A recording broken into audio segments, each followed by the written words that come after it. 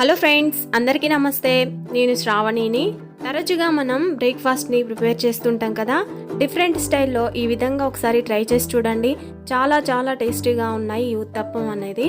ఇప్పుడు మనం బియ్యంని తీసుకొని 1-2 సార్లు శుభ్రంగా వాటర్లో వాష్ చేసుకున్న తరువాత కొన్ని వాటర్ని పోసి ఒక 2 లేదా 3 గంటల సేపు నానబెట్టుకోవాలి.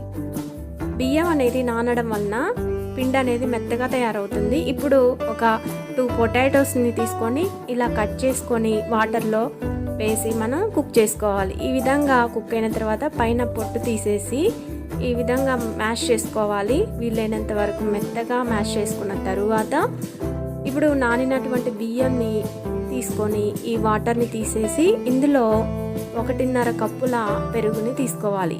పుల్లగా ఉన్నదైతే టేస్టీగా ఉంటుంది. పెరుగుని వేసుకున్న తర్వాత టోటల్గా కలుపుకోవాలి. కలిపిన తర్వాత ఒక పెద్ద సైజ్ మిక్సీ జార్ని తీసుకొని ఇందులోకి ఒక 4-5 గంటల బియ్యంని తీసుకొని ఇలా మెత్తని పిండిలా రుబ్బుకోవాలి. ఇలా రుబ్బుకున్న తర్వాత ఒక బౌల్ని తీసుకొని ఇందులోకి ఫస్ట్ మనం కొంచెం అంత పిండిని తీసుకోవాలి. తర్వాత బాయిల్ చేసుకున్నటువంటి పొటాటో పేస్ట్ని ఇందులో వేసుకున్న తర్వాత 1 టీ స్పూన్ జీలకర్ర, ఒక రెమ్మ కరివేపాకు, 3-4 పచ్చిమిర్చి ముక్కలు సన్నగా తరుక్కున్నవి మాత్రమే, అలానే క్యారెట్ తురుముని కూడా 1/2 కప్పుని తీసుకొని టోటల్గా కలుపుకోవాలి. రుచికి సరిపడినంత సాల్ట్, సోడా ఉప్పు 1/2 టేబుల్ స్పూన్ వేసుకొని కలుపుకోవాలి. నెక్స్ట్ పొయ్యి మీద ఒక పెనంని పెట్టుకొని పెనం అనేది హీట్ అయిన తర్వాత ఒక 2 గంటల పిండిని తీసుకొని ఇలా కొంచెంగా స్ప్రెడ్ చేసుకుంటూ కుక్ చేసుకోవాలి. హై ఫ్లేమ్లో ఉంచేసి మనం కాల్చుకున్నట్లయితే పచ్చిగా ఉండదు.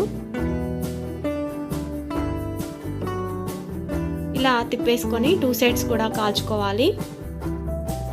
ఈ కలర్ వచ్చేంత వరకు కాల్చుకుంటేనే టేస్టీగా ఉంటుంది. సో ఫ్రెండ్స్, మా వీడియో మీకు నచ్చింది అనుకుంటున్నాను. నచ్చితే లైక్ చేసి షేర్ చేయండి. అదేవిధంగా సబ్స్క్రైబ్ చేయడం మాత్రం మర్చిపోద్దు ఫ్రెండ్స్. చాలా ఈజీ రెసిపీ, మీరు కూడా ఒకసారి ట్రై చేసి చూడండి. Thank you.